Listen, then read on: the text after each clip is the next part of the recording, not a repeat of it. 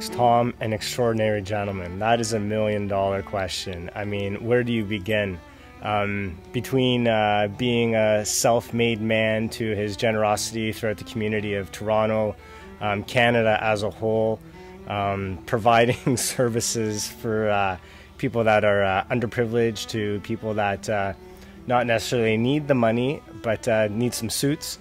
He's a man for really every occasion, and that's what makes him extraordinary.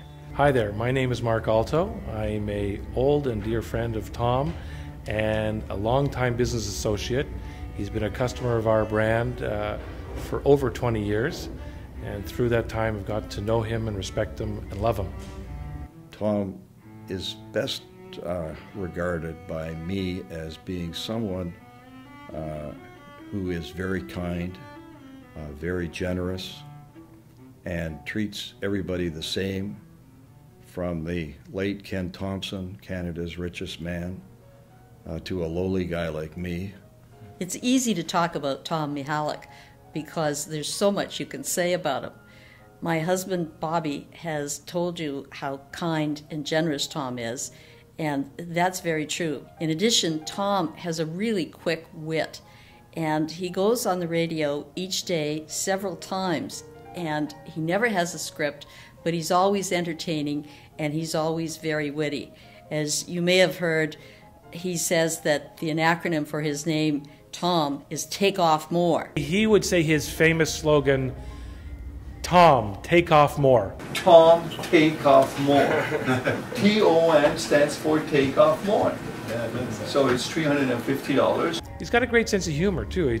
He's a very funny guy. He sees humor in a lot of different situations. Down with ill-fitting suits on Bay Street. I'm down here on Bay Street and I'm demonstrating against ill-fitting suits. Still cannot understand what Tom means by 6 for 1 sale or 5 for 1 sale. 5 suits for 1. We still can't figure that out to this day. There's one guy that I know makes Tom laugh on a pretty regular basis, is Marty Richmond. This is my very good friend Marty Richmond. Marty has been supporting me and the store for 110 years. Marty Richmond just has to look at Tom in a different way, and Tom starts to lose it. Marty's also from Spadina College. We speak the same language, but he speaks it much better than I do. I thought this was Harry Rosen's. How was that? It was almost Harry Rosen, and Harry would be very, very upset at both of us. I made a mistake. I'm in the wrong store. My dad has told me a lot of stories over the years regarding his childhood, mainly about himself and his grandfather, or my grandfather, his dad, and my grandmother when they first came to Canada, and how they were expecting this huge shopping mall, and my grandfather owned it, and he was getting ready to be picked up in a limousine, and you know, the whole American Canadian dream at the doorstep. It was quite the opposite.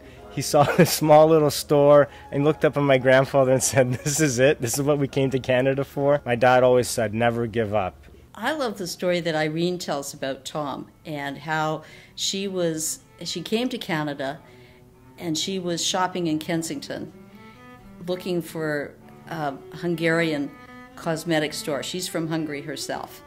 She wandered into Tom's store. They struck up a conversation. They went out a few times, and then she returned to Hungary. Tom went over to Hungary and visited her, and when she came back to Canada, she was Tom's wife. Now, she gave up her career in Hungary as a lawyer to come back as Tom's wife, and that to me is one heck of a sales job. I would be remiss if I didn't mention Tom's devotion to his beloved mother, who passed away last November and who was a key part of Tom's life. Tom's work ethic actually also comes, I think, from his desire to make the sacrifices that so many new Canadians make so that their children will have a better life, and so that the country that they're in will be the best country that you could be in. Everybody knows Tom is not Jewish, but he's more Jewish and a bigger supporter of Jewish causes and of Israel than anybody I know, like anybody. He goes above and beyond the call of a friend or an employer or a customer. There's not too many customers I know who call us up and remind us that they owe us money and that they want to pay.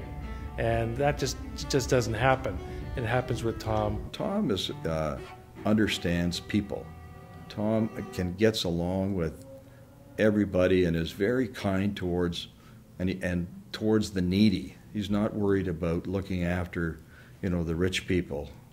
He's looking after the people who need help. And that's Tom's, his great heart. Tom is a real gentleman. He treats everyone the same.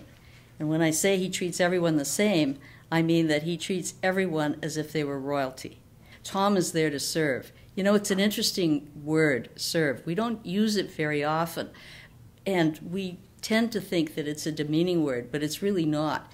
It's a word that has a lot of dignity in it, and Tom, I think, epitomizes service to his clients, service to the community, and of course, service to those whom he loves.